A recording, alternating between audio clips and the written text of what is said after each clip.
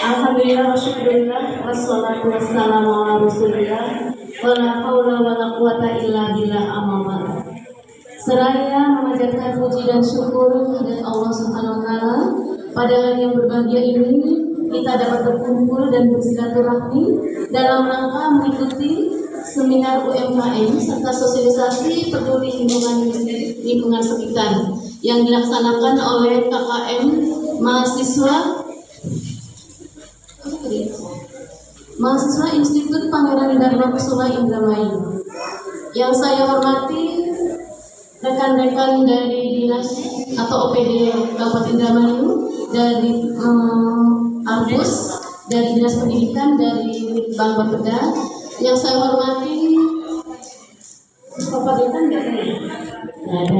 yang saya hormati Bapak Satdes yang mewakili Bapak Guru, yang saya hormati adik-adik dari KKM, ibu-ibu hadirin, bapak-bapak, ibu-ibu hadirin yang berbahagia.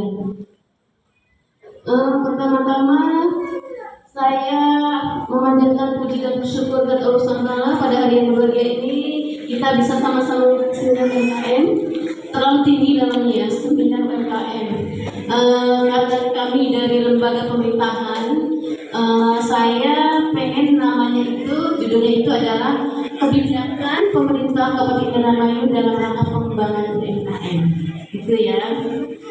Bapak-bapak, ibu yang saya hormati, next.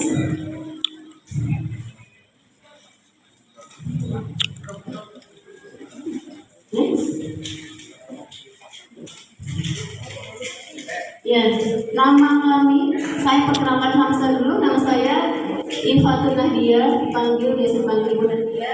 Saya dari Kepala Bidang Koperasi UMK pada Dinas Koperasi, UKM, Perdagangan dan Perindustrian Kabupaten Indramayu.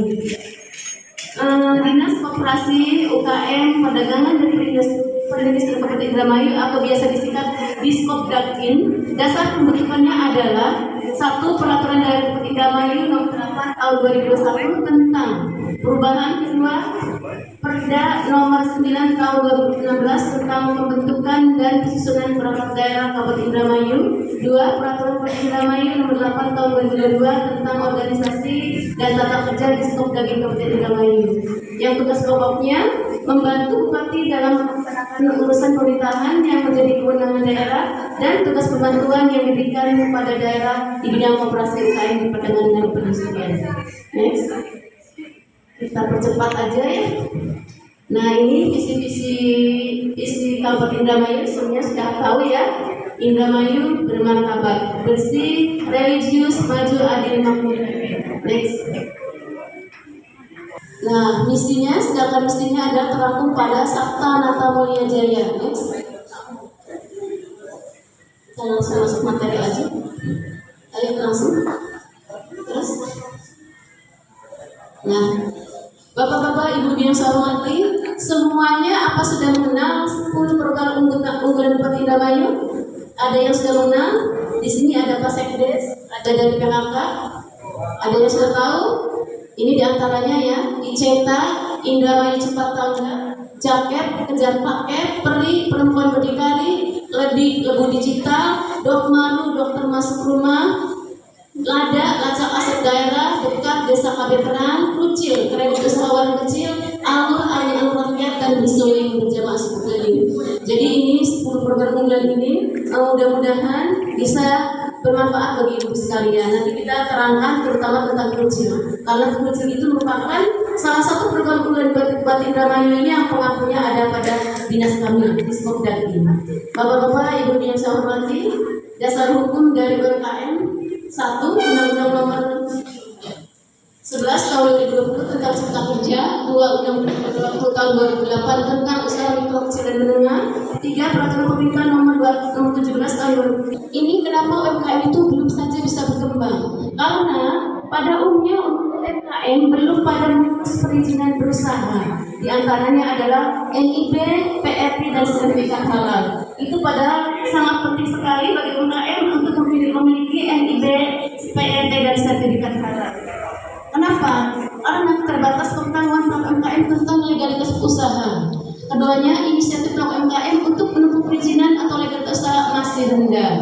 Yang keduanya, aspek permodalan, keterbatasan modal, masih rendahnya pengetahuan UMKM dalam mengakses permodalan. Itu permasalahan perusahaan UMKM.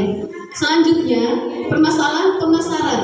Masih banyaknya pelaku UMKM yang belum mengerti tentang pemasaran secara online atau digital. Yang keduanya, promosi dan pemasaran produk UMKM masih belum maksimal. Yang ketiganya, sarana promosi masih terbatas. Yang selanjutnya, keempat, aspek sumber daya manusia. Pada umumnya, tingkat pendidikan pelaku UMKM masih rendah. Jadi, pelatihan digital marketing itu adalah memberikan pelatihan kepada pelaku usaha mikro itu memasarkan secara online. Kita mengundang dari Shopee, mengundang Tokopedia, mengundang dari Dinas Koperasi UKM Provinsi Jawa Barat, dan lain-lainnya. Nah, nanti ketika selesai pelatihan, mereka mempraktekkan hasil latihannya. Mereka mulai bergabung dengan Shopee, mereka mulai bergabung dengan Tokopedia. Itu namanya online. Yang ibu misalnya promosinya ke Facebook, itu udah online.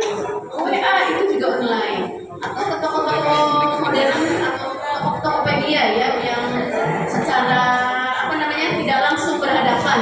Tapi kita di sini, tapi orang pada membeli produk kita. Dana alokasi khusus ini adalah kegiatan dari provinsi atau dari kementerian. Di antaranya kita mempunyai pelatihan e-commerce, pelatihan kewirausahaan, pelatihan substantif, terus sosialisasi pendidikan hukum bagi UMKM. Nah, ini program kegiatan yang ada di Kabupaten Indramayu yang terkait dengan UMKM adalah satu program pemberdayaan usaha menengah, usaha kecil. Bahkan dalam pelatihan membuat rekening dengan QRIS. Jadi QRIS itu kita belanjanya sudah dengan barcode ya. Kita tidak belajar tunai lagi. Kita sudah pernah melaksanakan kegiatan ini tepatnya dalam BCB. Next, kita juga ikut serta dalam pameran di kantor Bea Cukai Cirebon. Ini dari program Indramayu. Next. Itu sebenarnya tahun kemarin lagi. Setiap tahun kita mengadakan dalam ini datang ke Bapak Menteri dengan Ibu Bupati. Kita juga mengadakan pameran UMKM. Itu yang tenda-tenda itu adalah produk-produk UMKM yang dipamerkan. Next. Ini sama dengan tadi. Next. Nah, ini juga kita ada bimbingan teknis tentang pendataan. Ini dari tingkat provinsi. Next. Ini sama. Sertanya ini sama juga. Nah, kita juga punya kegiatan Poskomudi bermartabat setiap tahun. Ini tahun 2022, 2023 belum ditampilkan foto-fotonya belum sempat. Nah, ini yang waktu Poskomudi bermartabat itu produk-produk UMKM seperti itu. Jadi kemasannya harus menarik. Next.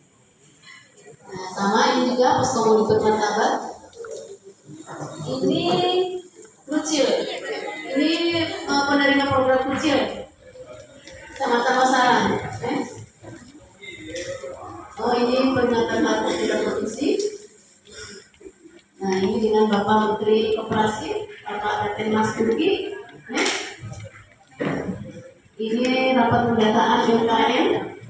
Program-program tadi, apakah ada kegiatan yang ditugaskan oleh Bupati ataupun dinas lainnya untuk terjun langsung ke lapangan terkait pengenalan program ini? Barangkali ada beberapa desa atau pemerintahan yang tidak menyampaikan hal ini kepada masyarakat, jadi mengakibatkan masyarakat itu tidak mengetahui program-program unggulan yang dikeluarkan oleh Gubernur. Itu.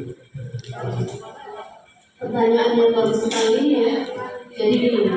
Jadi yang namanya proses penganggaran itu ada prosesnya, ya.